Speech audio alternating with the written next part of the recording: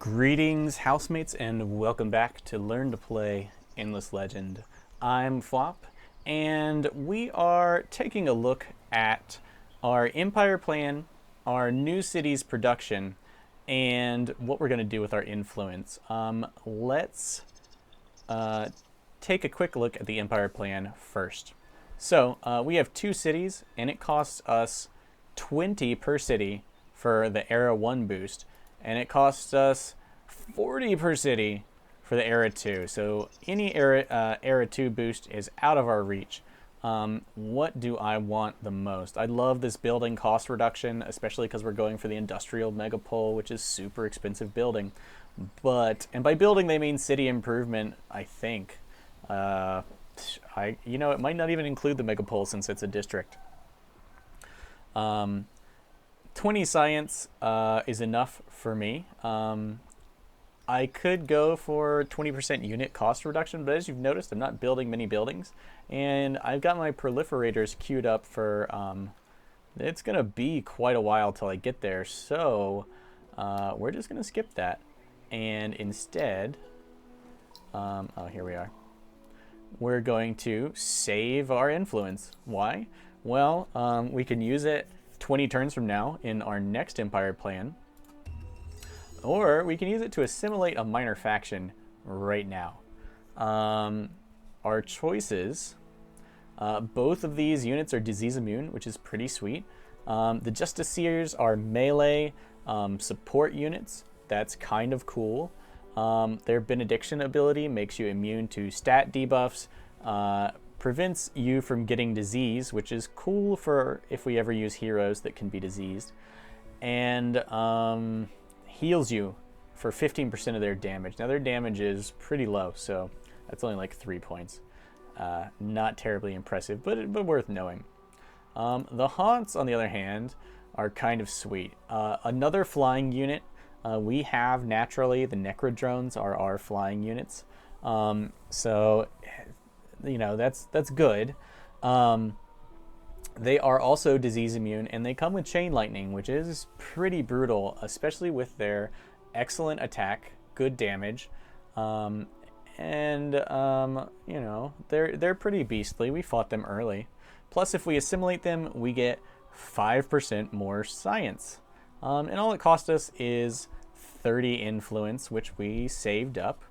And our influence is about to skyrocket when our 6 district city plan comes together and we get our first little triangle city. Everything is going to level up. Also, the Altar of Auriga gives us a little more gives us a significant influence boost. So all in all, I feel like I can spend it, and I would love to have 5% more science. If we had more villages of either of these, I'd be a bit more, enthusiastic. But sure, so we could build some haunts. For 30 influence, I will buy a 5% science boost. And that's about all I consider this to be. But I wanted to show you what assimilating a minor faction does for you. So now we can go here or here, and we can build the ended unit. We can also go to F6, that is your military screen, and we can edit these guys. This is so much better than mercenaries because you get to equip them with your empire's sweet, sweet goodness. These tier 2 pikes, you can set up flying units to be, at least I think so, yeah. These guys at least have anti-infantry weapons, these giant claymores, or they can be anti-cavalry. The claymore, of course, gives you more attack. They both add the same amount of damage, but the long spear gives defense and initiative as well. We can equip them with all this sweet stuff. We can make them faster, more resistant to arrows and things. So your assimilated units are going to be capable of being just as decked out as your faction's unique units. Whereas if you buy mercenaries, and I'll just show you the mercenary screen, though I'm going to talk about this more in another video. When you buy these guys, you get only the base unit. And as you advance in the game and equipment becomes more and more powerful and a bigger part of a unit's ability to deal death, the difference is going to become huge. Huge. It will be a huge difference. But of course, you can pick up any kind of random units out here in the battlefield in the marketplace. All right, so that's that. The other thing I wanted to talk about is my new plan for this new city. So if our industrial city is going to be over here, specializing each city is a great way to pull ahead. And what do I mean by specialize? I mean focus on how you're going to spend your population.